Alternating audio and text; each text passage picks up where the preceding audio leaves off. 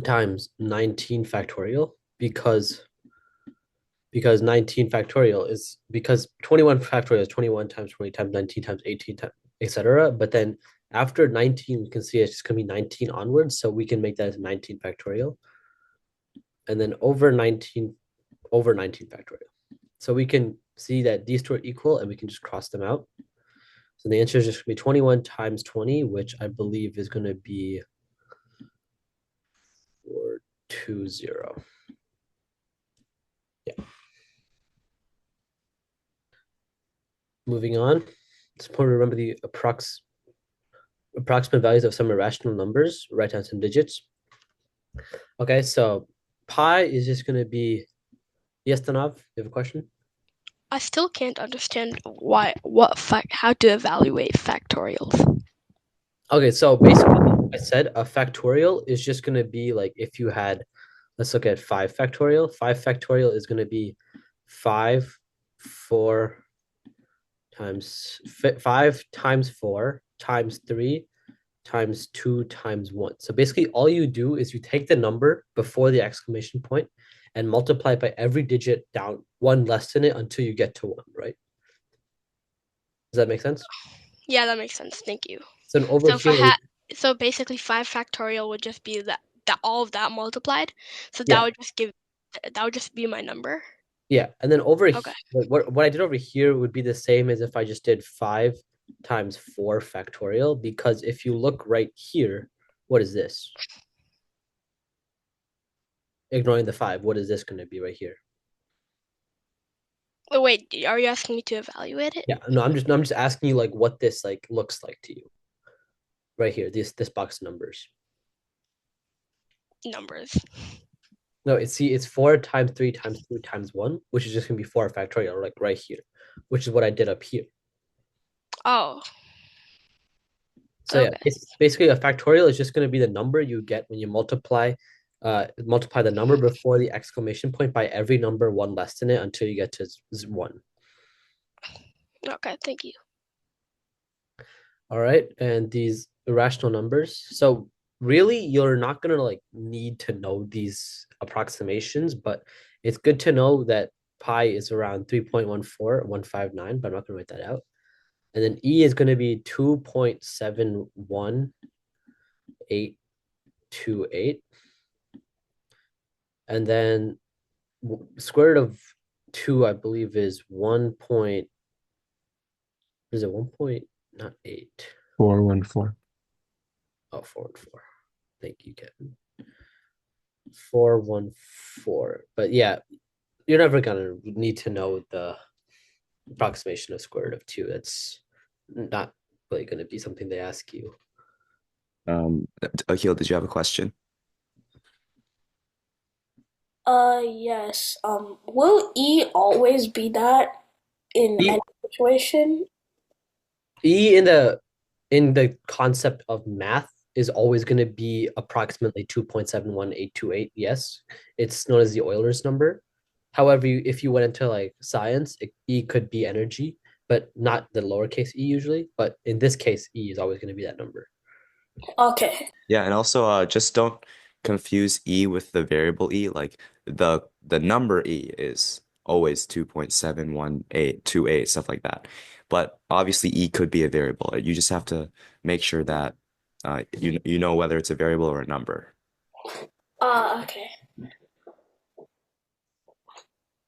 And then it says write down the definition of pi. Off the top of my head, I don't remember the definition. Pi, I think, was the Isn't it 22 over 7? that's an approximation of pi, but that's not what pi means. 22 or pi is the circumference over the diameter, I'm pretty sure. Oh, okay, that was the answer. Yeah, that is Yeah. correct. Yeah, thank you. I thought it was like a super complex problem because what is pi? Okay, moving on. I have a circle with circumference 6 pi. And like Anish, I think just said, pi is equal to the circumference over the diameter. So we can do 6 pi over some diameter d is going to be, shoot, no, never mind, not that. Okay, so in this case, we know that circumference is going to be 2 pi r. So let's look at what r is in this case. So in this case, 2 pi r is equal to 6 pi. We can divide both sides by 2, and we get that r is going to be equal to 3. So the area is going to be pi r squared. So we get, this is plugging 3 in, we get 9 pi. So that is the area. And was that it, Aaron? Yep. I see Tana, you have a question, so go ahead. Yeah, last class you said that pi was the circumference of pi. But like I'm kind of like mixed up because I don't know like how you have like find what the circumference is. So The circumference is going to be pi times the diameter of your circle. Oh, okay, thank you. So pi times diameter would be the circumference. Yes. Or you So could then think of it as 2 I, pi. so basically the diameter times I forgot. Okay, so you know how the perimeter, so perimeter and circumference are the same thing. So you know how perimeter is going to be length times width for like a rectangle? Yeah. So same thing here is going to be diameter times pi, but because the circle is different and that pi is always connected to a circle. So instead of thinking length times width, think of diameter times pi. Oh, okay. So if I do diameters times pi, that number, I need to times that by the radius to get the area. So the area is a little different in that it's going to be pi times a radius again.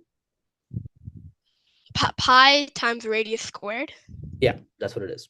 Okay, It's thank you. just 2 formulas you got to memorize. Okay, thank you. Moving on to Kevin for the lesson, I believe. Okay, yeah, cool. I'm going to replace wait, this. 1 second. Hmm? There's some more questions. Oh. Yeah. Okay. Are these the last two? Yep. Okay, thank you. What is the sum of the interior angles of a polygon with 20 sides? Okay. So if we think about it, a triangle has 3 sides, which is going to be 180 degrees. A square has 4 sides and 360 degrees, right? And then a pentagon with 5 sides has, ooh, that's really bad. Has is it 540 degrees. What you can see here is that for every side you add, you're adding 180 degrees, right? So we can just apply that to a polygon with 20 sides. So here we have 180 for 30, there's 3 sides. So we can say that each side, not each side, sorry. We can say that we can call the triangle our base case and say we have 180 is equal. Yeah, that's good. Thank you. So for a polygon of 20 sides, right? So as you keep going, you have a hexagon with has what is 720 degrees. And so we're at 6 sides, right? If we keep going, I believe it's an arithmetic pattern, right? So it's going to be an is equal to an minus 1 plus 180. You could use the formula where the sum is n times 180 times n minus 2. 180 minus n minus 2? Yeah, 180 times n minus 2. Okay. Or that. I think, yeah, that's the easier version. So in this case, we can just, I think n is a number of sides. So we just plug in 20 over here. So then we just have 18 times 180, and that's going to be your answer, which is, one second, let me check. It's going to be 3,240.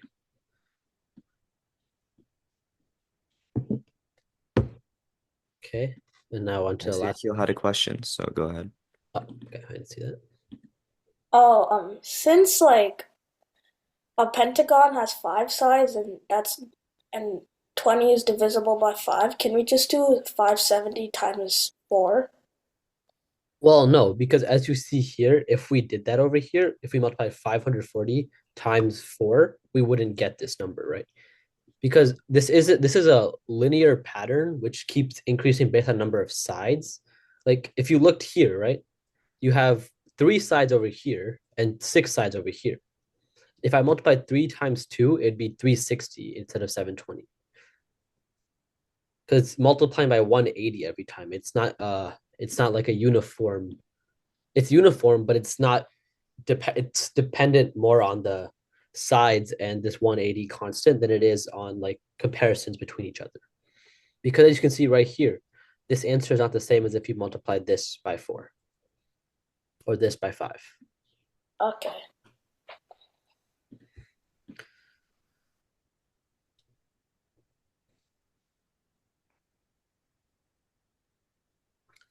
And now for the challenge, assume the 20-side polygon is regular.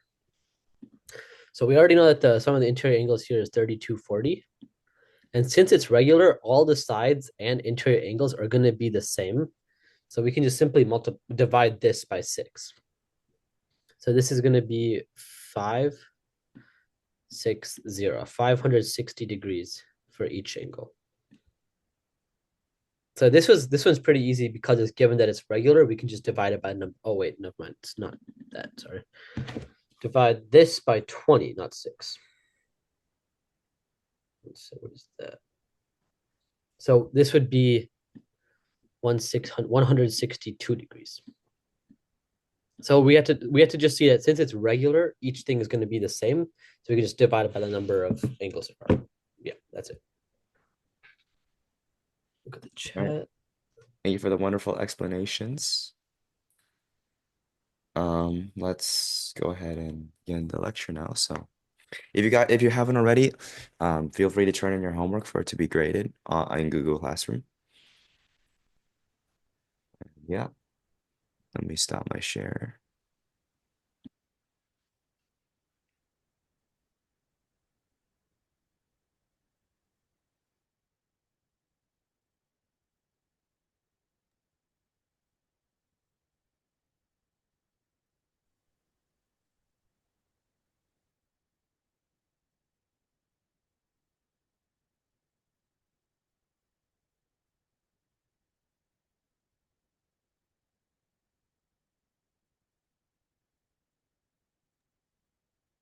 So I'm going to begin with a whiteboard if Aaron has nothing else. Yep. You can go. You can do Okay. that. All right. So we're going to begin with some data analysis. And this might sound really complicated, but in the context of UMTYMP prep, it's just going to be, they're going to be giving you some data, which is a set of numbers or a graph or anything, which we'll go into later, and they'll ask you things about it. Or for the question format, they'll ask you to compare things about it with other things that may or may not be about it. So first things we're going to go through are called measures of central tendency. And you don't actually need to know like you don't actually need to know this term. But essentially, what they are ways to determine like the middle of a data set. Like if I had a set 1, 2, 3, 4, 5, 6, how would I determine like what the middle of this data set is? So there are a number of ways to do this, but the main two are the, do you want to do that? Okay. But the main two are going to be the mean and the median. So the mean, I guess there's multiple ways to define this as well, but normally the mean is going to be the arithmetic mean. Like for all your UMTM purposes, this is the only one you're going to see. And essentially how you find it is the sum of all the elements divided by the number of elements.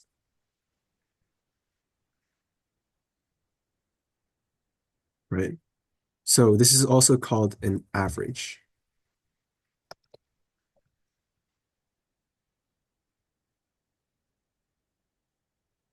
And so for this data set, can you guys tell me what the mean or the average is? Sorry, that's a really ugly 5.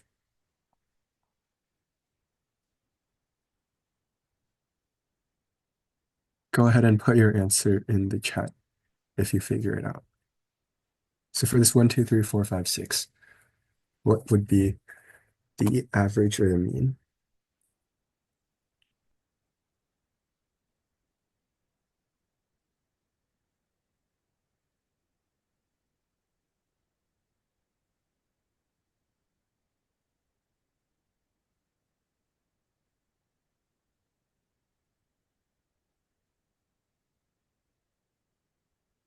Yeah, I'm seeing some good answers. The correct answer is indeed 3.5 or 3.5 or 7 halves, however you want to put it.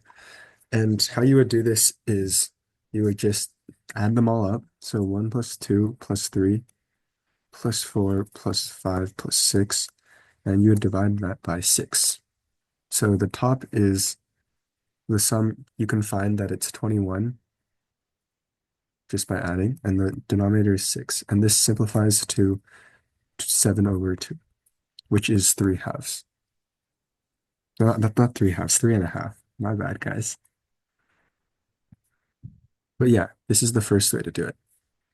And then the second way is called the median. So these two are the main ones you're going to see. The mean and the median are the biggest two measures of central tendency.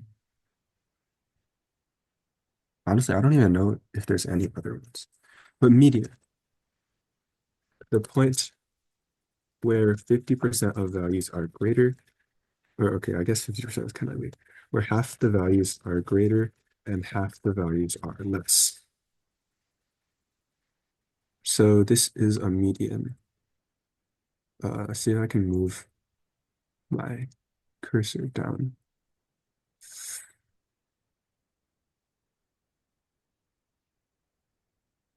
But yeah, so for this one, we're gonna try a different data set to not conflict with the last one.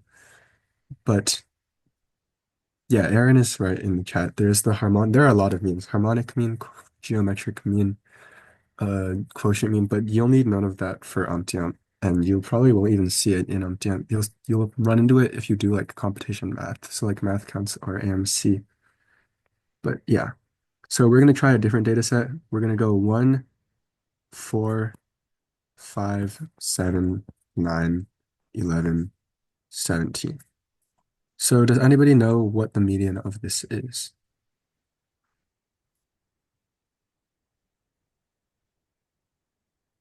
You can go ahead and put it in the chat if you figure it out.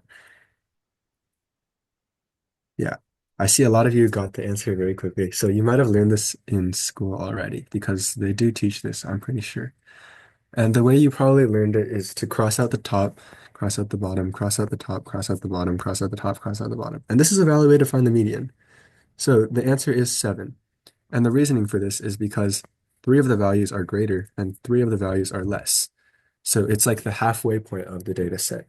It doesn't matter how big they are or how much greater they are than the 7. As long as they're greater, they go into the greater category. If they're less, they go into the less category. And one last thing you might need to know, if the data set only has, say, an even number, let's say there's 6 elements, then that means that you would just take the average of the 2 elements. So you may have learned in school, like if you start from the top, you might just get 5, but this is like asymmetric mathematically, and we don't like that. So instead, when we're left with these 2 options, we go with the average of the 2, which would be 5 plus 9 over 2, or the mean of the 2, actually. In a 2-element set, it's their sum divided by 2, which is 7. Yes, I think that is correct. 14 over 7 equals 2. And so these two are the measures of central tendency. So they would be like how you measure the center of a set of data.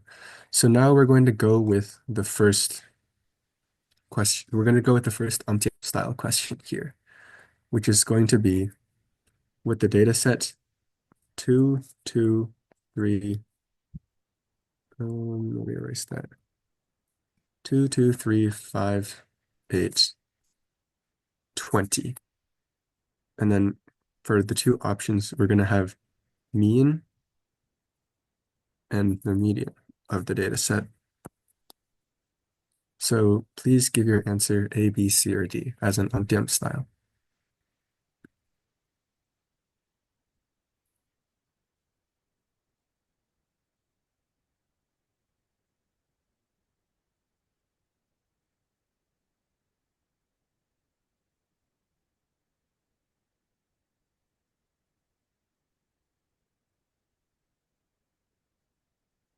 Right, it's just an UMTYMP style question, so it's like this is your option A and this is your option B.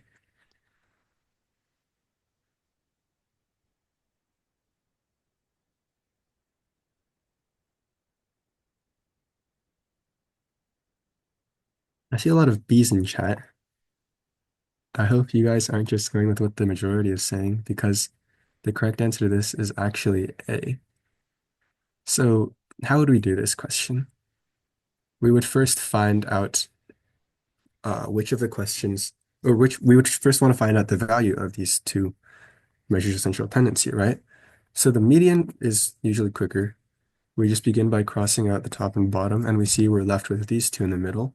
So we take their average, 3 plus 5 over 2 equals 4. So the median equals 4. And now what about the mean? Well, we see that there's 6 elements. So we put 6 in the denominator, and then we add them all up in the numerator.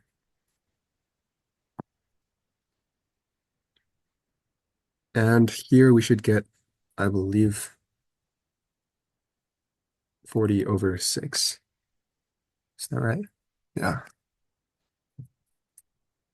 Shreyash, it's an UMTYMP style question. So like, just you put A if the option A is bigger, B if option B is bigger, C if they're equal, and D if you cannot determine. But yeah, so here, the answer here would be 20 over 3, which is 6 2/3, which is greater than 4. So the answer here is A.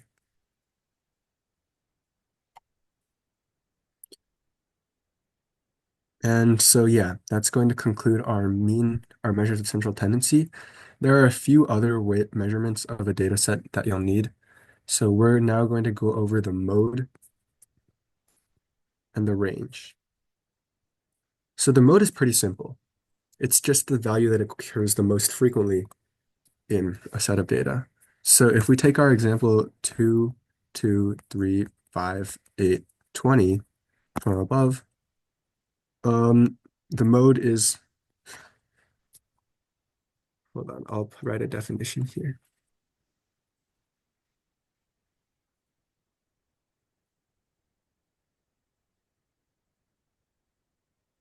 So can anybody tell me in the chat what the mode of this data set is?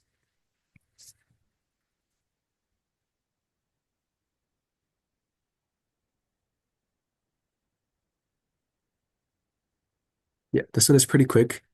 We said there are 2 2s and 1 of everything else. So the value that occurs the most frequently is 2. So the mode here is 2.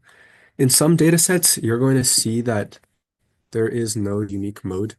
Depending on definition, it'll either say both of them are modes. So for example, if we added another 20, both 2 and 20 would be modes because they both have the greatest frequency. But sometimes it'll just count their kind of as being no unique mode. But normally the questions will specify whether they want a unique mode or not. And a unique mode just means that there can only be one. And if there's one, then there's none. And then finally, the range. So this one is pretty simple. This is to measure the variability of a data set. There are a lot of other ways to do this. It's like moments of, I think it's just like called moments, but range, I'm sorry about the arrow. Range is the simplest one. Range is defined as the, let me make this text box a little bigger. Range is defined as the difference between the maximum value and the minimum value. Okay. So for our data set 2, 2, 3, 5, 8, 20,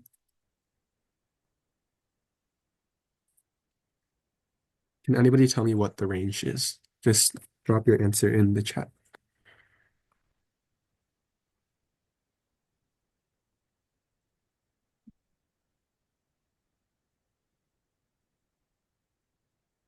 Great. So the greatest element is 20 and the smallest element is 2.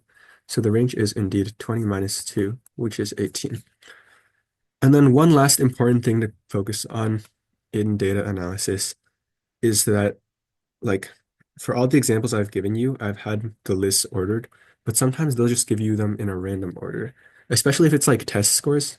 They'll give you things like 91, 99, 87, 84, 95. And honestly, even though it takes a while, it's probably good to just organize them yourself. So you'd be like, oh, this is the smallest. I'm going to move it here, 87, 91, 95, 99. Because this way, like if you're trying to find the median, you're not going to get confused by the ordering. So you can just do the top bottom method. And if you're trying to find the range, you can immediately see which element's the largest and which one's the smallest.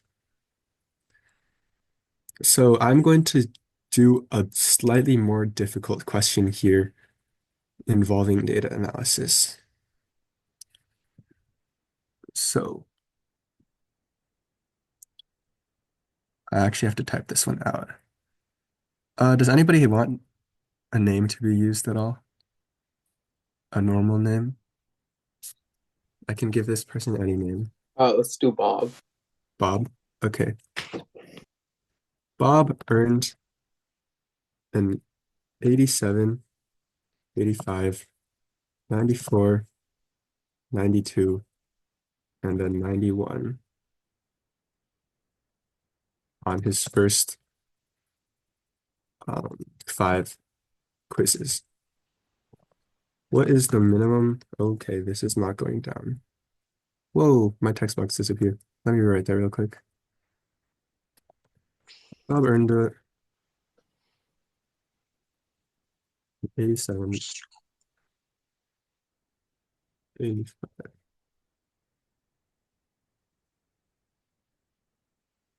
Oh my God, this thing is impossible to use.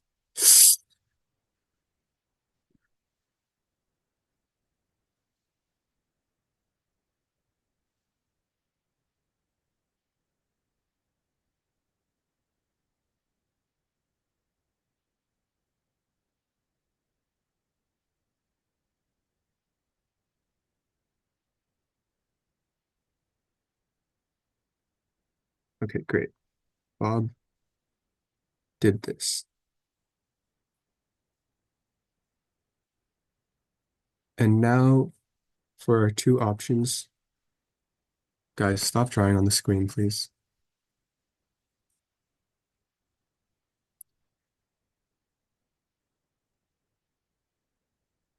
Okay, I'm going to have to turn on, like, to see who is doing this if you keep doing it. So please don't make me do that. I'd really prefer to just trust you guys not to.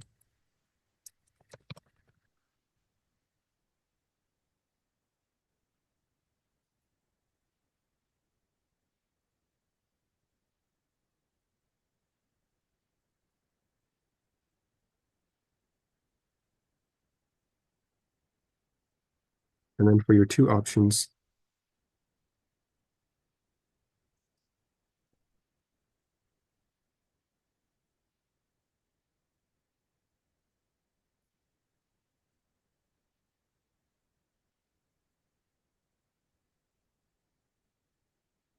the minimum score Bob can get to maintain an average of at least 90, or on his 6th quiz, I should have specified.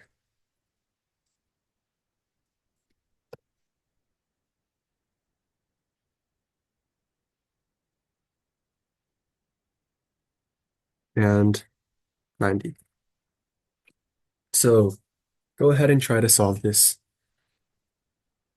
This one is a bit tougher, so I'll give you guys a bit of time to do it.